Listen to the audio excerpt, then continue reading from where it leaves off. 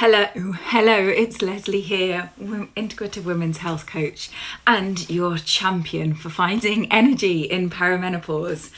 Because I don't know about you, but it can be exhausting. I've struggled a little bit this summer, to be very honest, but I've been working on strategies to get my energy back. And I thought I'd share some of those with you today because I know so many of my clients and friends who go through this phase of feeling just too tired to look after themselves, just too tired to even think about cooking a healthy meal or getting to an exercise class, or too busy to be able to go to bed early. And sometimes the big things can actually just feel exhausting to even start. So I thought I'd share some ideas on regaining energy that might help, that don't take very much time, but they can actually add up to a lot. And they aren't going to be rocket science, and you might just think, what is she talking about? But it's worth a try. So a key one is that quite often when we're really tired, it's just to check in with yourself as to whether you are well hydrated. So whether you've actually been drinking enough water versus caffeine. So often when you wake up tired in the morning, and you might be going straight for that tea or coffee to get you up, to get you going.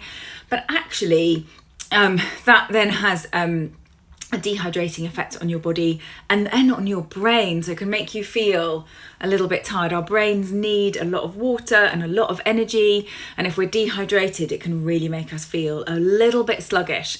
So a glass of water is kind of a miracle cure in some cases.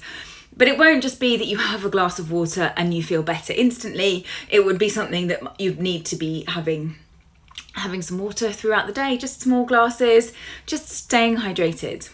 Another thing but that doesn't take much time. You go and grab a glass of water and fill it up, but it's so easy to forget when you're busy. So you can have a strategy of having a bottle on your desk or a glass that you fill up regularly, or just every time that you walk past the kitchen, or every time a child on holiday asks you for a snack, that's your message that they and you probably need a glass of water. So water is crazily really helpful and valuable for energy if you're feeling exhausted. Another thing is brain fog. Another thing is to keep blood sugar levels nice and steady, so to avoid the kind of crash and burn. So perhaps where you kind of are too busy to have breakfast, or you aren't really hungry, so you don't really have breakfast, and then suddenly at 11 o'clock you're absolutely starving and you just grab whatever is available to keep you going because you haven't got time to stop until after lunch or till lunchtime. And that actually, so pre-planning, pre-thinking about the first meal of the day, about breakfast, whatever time works for you to eat it, but knowing that meal has got some protein, some healthy fats, some slow release carbohydrates that will keep the blood sugar relatively steady, rather than a kind of a sugary snack that will both peak and then trough afterwards, particularly if combined with caffeine. So keeping blood sugar stable.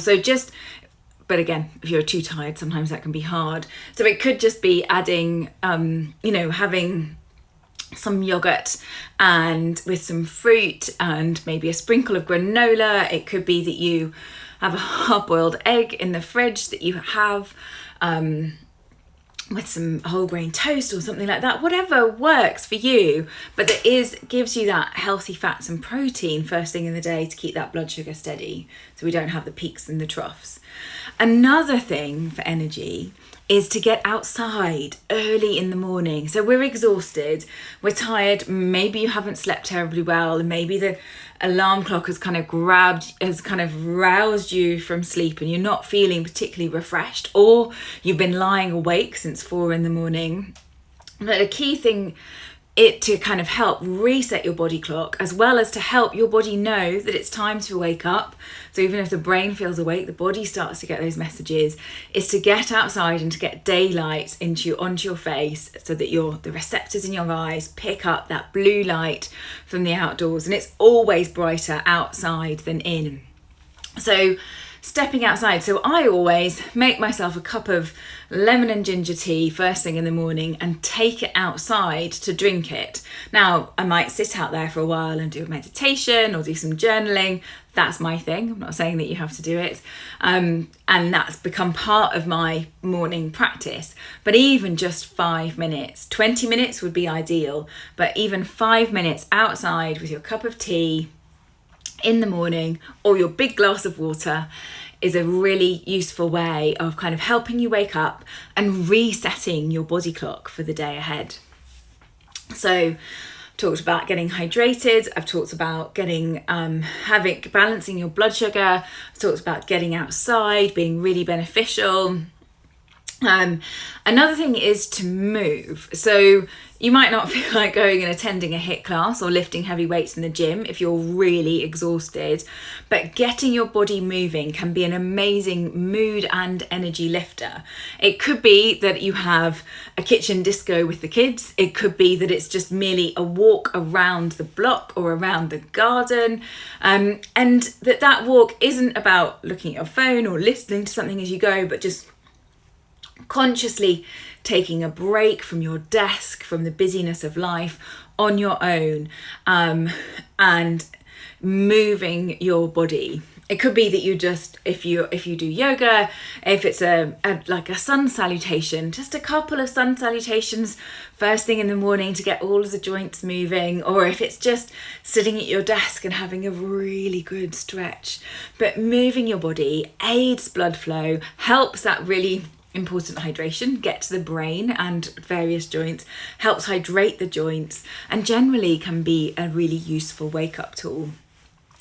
Finding little pockets of movement that you can fit into the day. I sometimes give clients what I call a pajama workout. So it's something they can do in 5 to 7 minutes, still wearing their PJs, but that's something that they can just do before the day has even started, and that ticks some really important boxes in terms of strength or getting the heart rate up.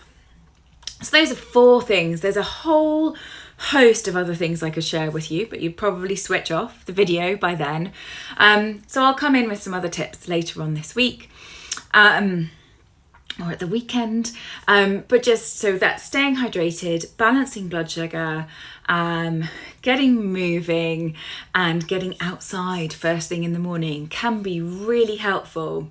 The way that I generally work with clients is we do a bit of a lifestyle analysis to start with, as well as a bit of a health history, and then look at goals. And it's through that we find, particularly for the first month or so, we look at the small tweaks that you can make. So rather than that going all in and getting exhausted because you've tried to change your diet and do 6 times as much exercise as you normally do, and trying to fit in all of that in around all of the other things that you're interested in life, that actually we look at the little micro changes that we can make, and then as a result of making those micro changes, we're able to then look at the macro ones. And it's incredible what a difference that can make to your energy, to your gut health, and to your hormone balance as well.